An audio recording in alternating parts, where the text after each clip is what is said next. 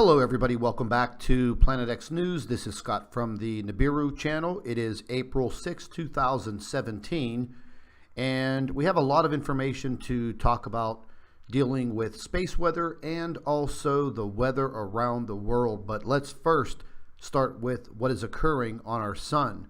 Now, we touched on this a little bit yesterday whenever we were speaking with our physicist pertaining to all of the coronal holes and the damage to the sun and the danger that this creates to our planet.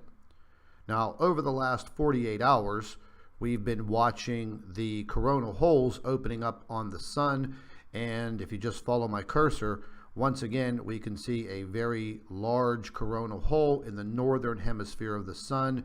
It is actually breaking through and moving towards the center of the sun. This is not completely open, however, we do have a very, very large coronal hole once again in the southern hemisphere of the sun. And ladies and gentlemen, the reason why we look at this information, and I want you to pay very close attention to this, is because this is where the solar wind and these very highly charged particles come from, and this is what exactly impacts our Earth. Now, taking a look at our magnetosphere, this is our protection from the solar wind.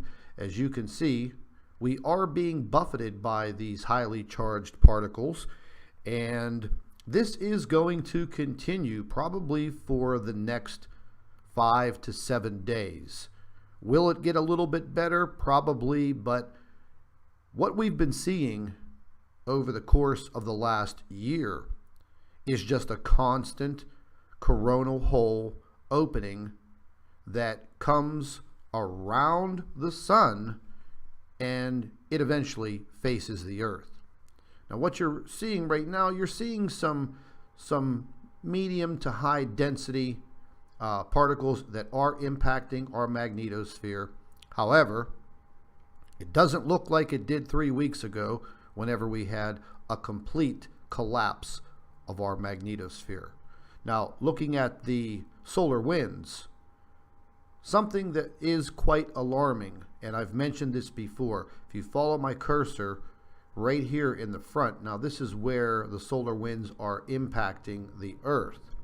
If you take a look at the length of these black arrows, these arrows actually signify the strength of the solar wind. The stronger the solar wind, the longer these arrows will be. Now, you do see some of these arrows right here behind the Earth that are actually reversing themselves, and this is bringing more radiation into the area of our planet. Now, taking a look at the radiation, you can see in the dark red, yes, that is bad. That's very bad. Even the yellow that is encompassing the entire Earth, this is also very bad. And we've been seeing this on and off for quite a while now. And again, ladies and gentlemen, you know, if you're going to be spending any amount of time outside, I would definitely have some form of protection, you know, possibly thin, long sleeve shirts, maybe a hat, but there's really not much you can do. You can't live a sheltered life inside. Everybody needs to work. You need to go outside.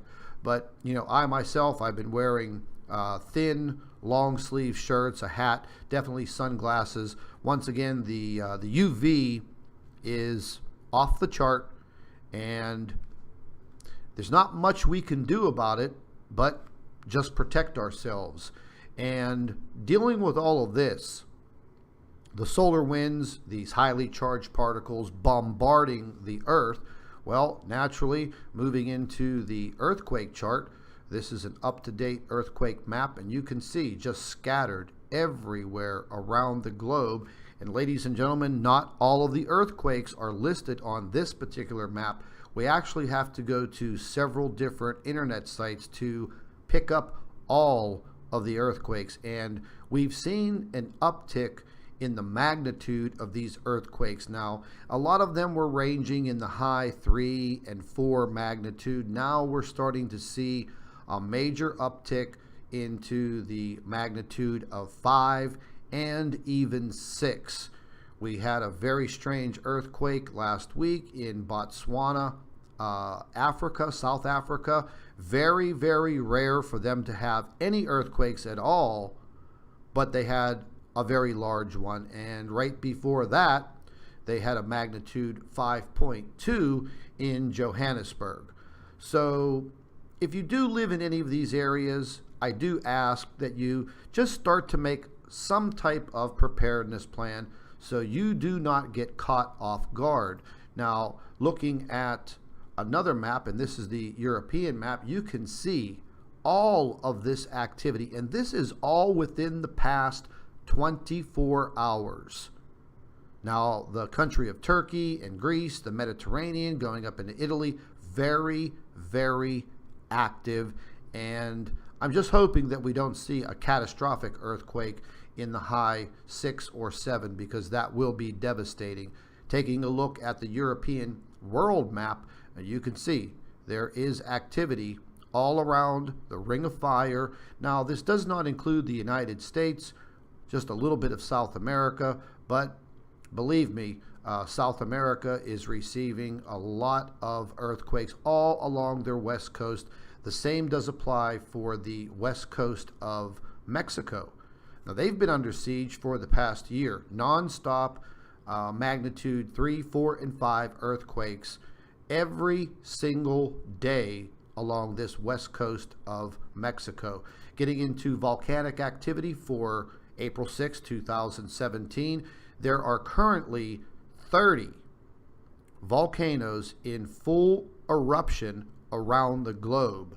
So once again, this is a considerable uptick in what we normally see as far as our volcanic eruptions around the globe. Now, something that I have been taking a look at, what you're looking at is the Mimic map, and what this is showing you, and what I want you to see, is how hot the air is around the equator. And yes, I know the equator is the hottest area on our planet, but as you can see, it is actually very, very hot, and all of these air currents are pushing all of this moisture directly into the South Pacific. So we are going to see a continued amount of climate chaos, especially in that region. They're going to probably, go through a lot of catastrophic flooding, landslides. There were several landslides in South America that wiped out a whole entire town in a matter of minutes, and they still do not know how many people are missing or how many people have died. And this catastrophic flooding and these landslides, listen, they can come out of nowhere. They sound like a freight train, and the next thing you know, you're gone. Your villages are gone, your towns are gone, and it's very, very dangerous. So I'm going to keep on having these space weather updates every single day to let everyone know what's going on around the world and what's going on with our sun. Now, one thing that I did want to take a look at, this is our jet stream. And once again, it is all broken apart and very, very erratic. And normally getting into this time of the year, now we were just looking at that airflow straight across the equator, straight across Africa, straight across the Pacific. Now, normally these weather patterns that start around this time of year, they'll usually roll right off of Africa and start coming up into the Atlantic Ocean and the Gulf of Mexico. This is where all of the hurricanes come from that impact the east coast of the United States and the Caribbean. But what I'm seeing is this airflow is actually going the opposite way. The other map will not show up as far as the equator goes. But looking at the South Pole region, again, these airflows just seem very, very erratic. and this will cause very erratic weather around the world. Now, looking at the North Pole, once again, we have portions of the jet stream that are completely broken apart. They are very, very erratic, and again, this will cause very, very severe weather patterns. And these weather patterns and anomalies, they will just sneak right up on you, and the next thing you know, you're either having a hurricane, cyclone, tornado, or massive rainstorms and thunderstorms, and we are already seeing it in the United States, and there are many, many other countries around the globe that are seeing it. I was just reading a report about the intense heat in India, and we need to pay very, very close attention to our weather around the world. And if you have any questions pertaining to the solar weather report, simply drop me an email at NIBIRU planetx2016@gmail.com, and I'd be happy to answer your questions. This is Scott from Planet X News and the NIBIRU channel. Thank you for watching.